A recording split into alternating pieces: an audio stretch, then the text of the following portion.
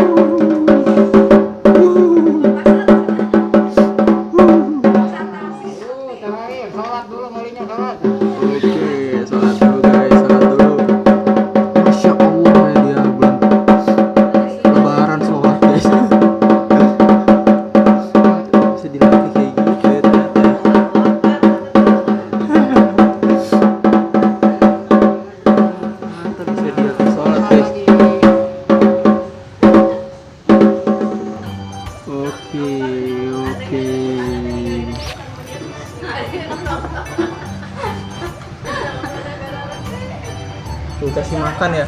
Ini habis pertunjukan emang selalu dikasih makan ya? Iya. Ini juga nih ada pisang nih. Ini namanya siapa kalau boleh tahu? Kecil namanya. Apa? Kecil. Bucil. Ini boleh dipegang nggak ya? Nggak ngigit kan dia? Umurnya berapa tahun ini? 2 tahun. Oh, jantan betina? Jantan. Oh. Ngelatih kayak gini tuh butuh berapa lama sih ya sebenarnya? Paling cepat 4 bulan.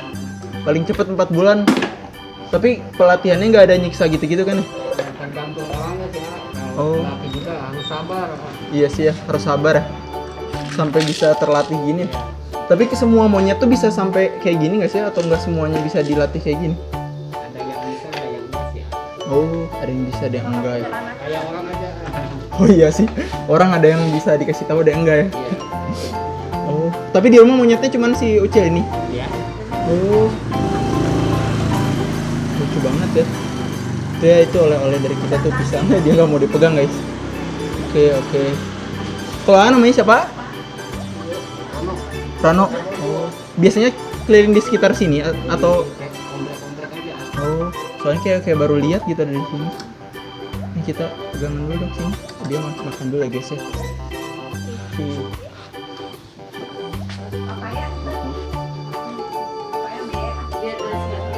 Ini satu lagi ya, nanti buat disimpan. Ya, buat disimpan aja ini. Kamu makan. Udah itu aja dulu. Jangan duitnya dimakan. Ini aja nih pisang makan ya. Ya, Cil, makasih. Silakan jadi. Jangan marah dong. Lucu banget guys, ternyata monyet lucu banget ya. Oke, dadah. Oke, sampai ketemu ya. Yuk, makasih mas. Oke.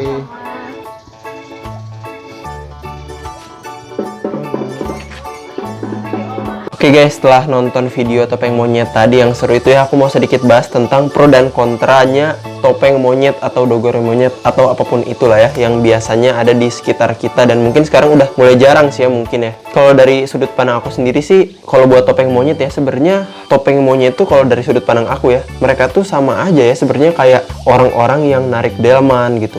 Orang-orang yang membuat sirkus, orang-orang yang melatih parrot atau burung paruh bengkok gitu, karena sejatinya mereka dilatih untuk melakukan hal-hal yang tidak biasanya mereka lakukan gitu. Kayak misalkan delman nih, mereka kan nggak biasanya narik ya di alamnya, ya mereka berkeliaran bebas terserah mereka gitu kan. Terus juga misalkan kayak di sirkus, singa, harimau, gajah, mereka pun sebenarnya kan merupakan hewan-hewan yang di alam yang mereka tuh nggak dilatih untuk melompati ring api, mereka nggak dilatih untuk mengikuti aba-aba atau instruksi dan lain sebagainya. Begitu pula monyet gitu ya.